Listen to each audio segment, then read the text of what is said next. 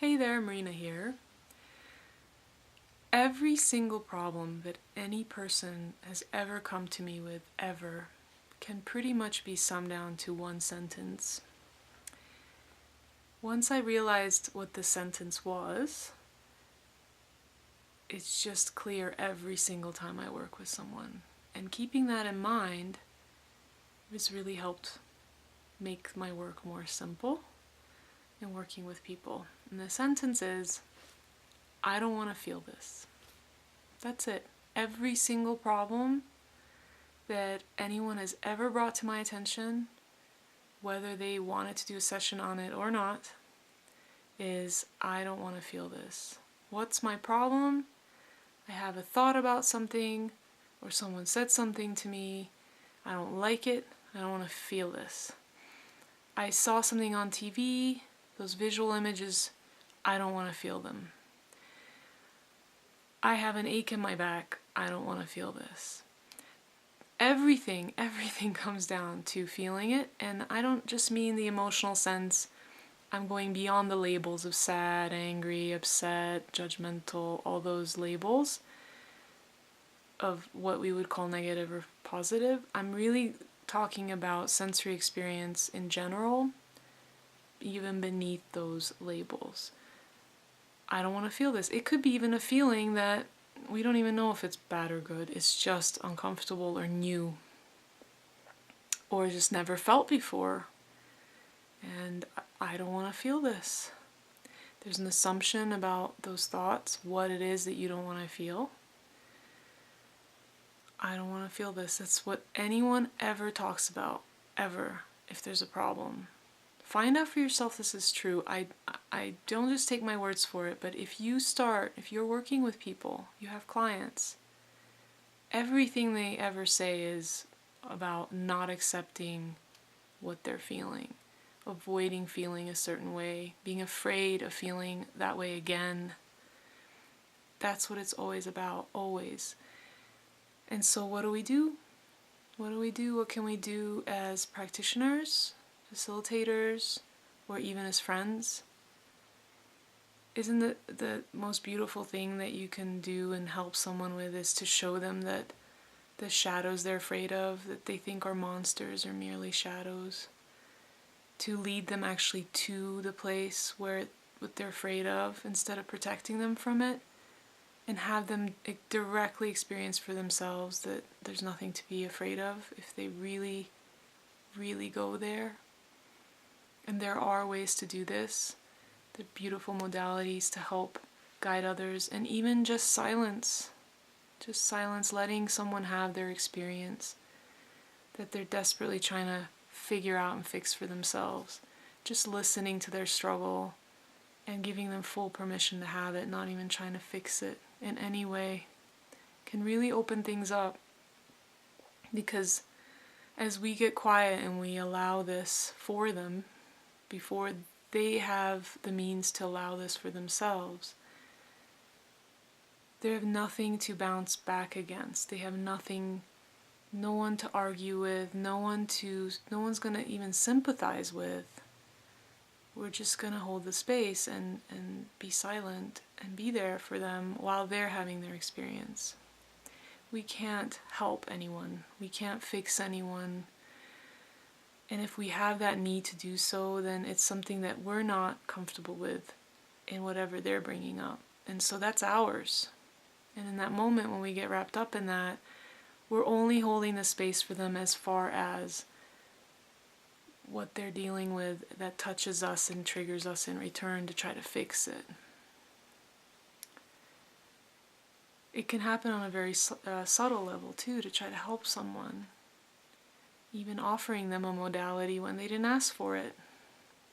Even bombarding them with different beliefs and saying things like, it's just your perspective right now, it's limited right now, you're in a low vibration right now.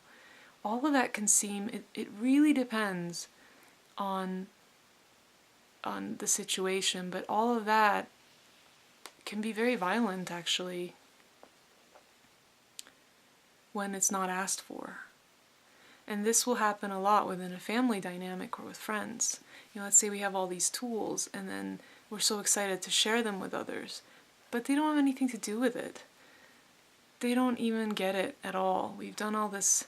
We are the ones seeking for something. We find a solution that really helps us momentarily, and then we're running out trying to fix and solve everyone else's problems because we're just so excited to share and we think we're doing them a great good. But often, at least in my experience, I noticed my initial extreme enthusiasm to help fix everybody's problems, friends with flight fears or friends just not knowing how to deal with some dark emotions. And I would immediately try to jump in and save the day and show them how look, it's going to be so easy and it'll just be great after you go through this or see this or cry through it. What if we just stopped? We just stopped trying to fix each other and just love each other exactly as we are? What if we stopped trying to solve the content of these thoughts, and when all we're ever talking about is, I don't want to feel this, and no one can take that away. No one can take that away. All I can say is, I know you don't want to feel this. But do we even have a choice? The greatest changes that I've ever experienced in myself is when I finally surrender to feeling what I don't want to feel. I let it consume me. I let it momentarily even kill me if it feels that way. And when I'd go through it, in the middle of it, even knowing this sometimes, even very recently, yesterday I went through something that was pretty intense. And even in the middle of it, I had those thoughts trying to pull me away from not fully experiencing it, like, this is not going to go away, this is not going to help, this feels like torture, why would I go into this? All that running, and I was just aware that was going to, and then I just kept at it, and I kept going toward it.